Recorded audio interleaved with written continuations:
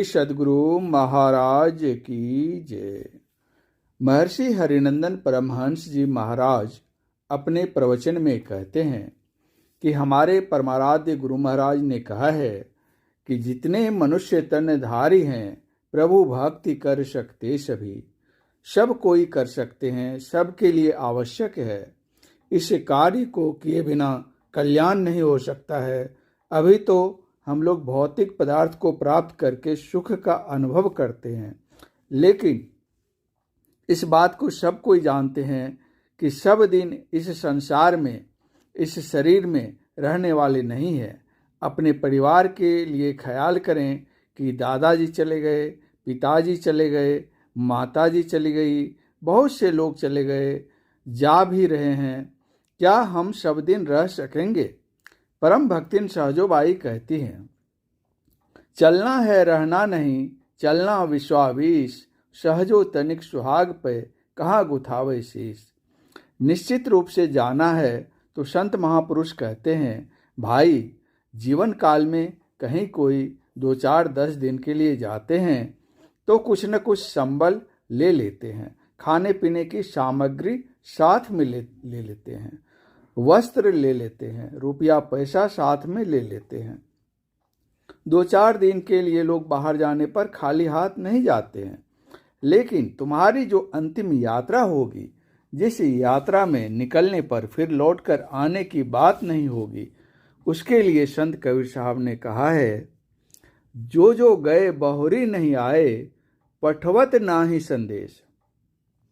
अंतिम यात्रा में जो गए फिर लौटकर नहीं आए, कम से कम खबर भी देते सो भी नहीं होता, क्योंकि हम लोगों को भी यह नियम मालूम है कि एक दिन कभी न कभी जाना पड़ेगा।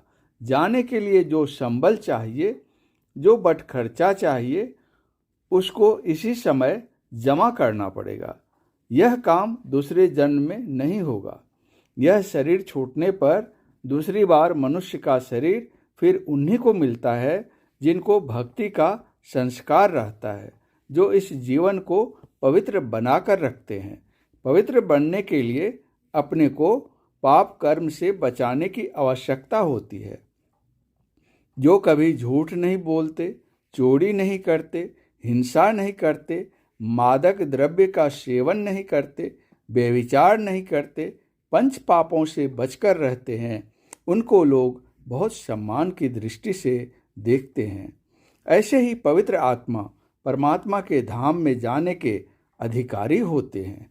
भले ही ऐसे व्यक्तियों को एक जन्म में भक्ति की पूर्णता नहीं हो, लेकिन किसी न किसी जन्म में भक्ति पूर्ण करके परमात्मा को प्राप्त कर लेंगे। समय बीतता जा रहा है, इसको बीतने में समय नहीं लगेगा। एक दिन ऐसा होगा कि जैसे वृक्ष से फल गिर जाने पर गिरा हुआ फल वृक्ष में नहीं लगता है, उसी प्रकार इस शरीर से प्राण निकल जाएगा तो फिर वापस नहीं आएगा। तो क्या करें? संत कबीर साहब ने कहा, 2 कामों को करो। सुखिरत करी ले, नाम सुमिर ले, को जाने कल की, जगत में खबर नहीं पल की। सुकर्म करो।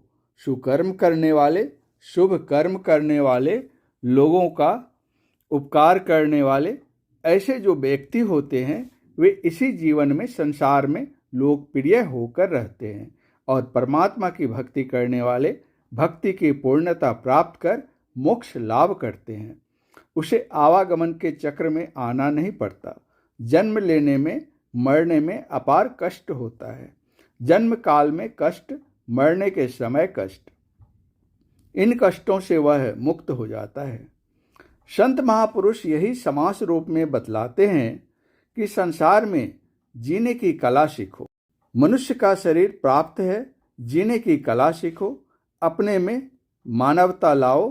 केवल अपने सुख का ख्याल मत करो। जो अपने सुख का ख्याल करते हैं उसे मानव नहीं कहा जा सकता है, क्योंकि उसे अपने सुख का ख्याल है, दूसरे का नहीं। श्री सद्गुरु महाराज की जय।